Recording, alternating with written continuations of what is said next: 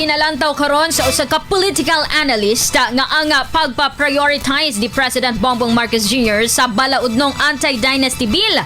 Usa lamang ka pamaagi aron mapasaka ang approval rating niini. Sa interview sa DXDC Aron Davao kang Professor Ramon Belano III, gikonsidera niyang dunay sinseridad ang maong mando sa presidente. Apan kini aron lamang makabawi sa napakyas niyang investigasyon sa flood control projects. Kinihuman na matigdan matud pa ni Marcos Jr nga wala na gatuo ang katawhan nga wala pa kini kalambigitan sa maong korupsyon.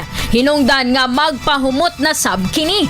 Dugang pa ni Prof. Belano nga dunay posibilidad nga mag-backfire kini ka PBBM sanglit gilang kuban sa 80% sa nga dynasty ang Kongreso ug ma-reject lamang ang maong balaudnon.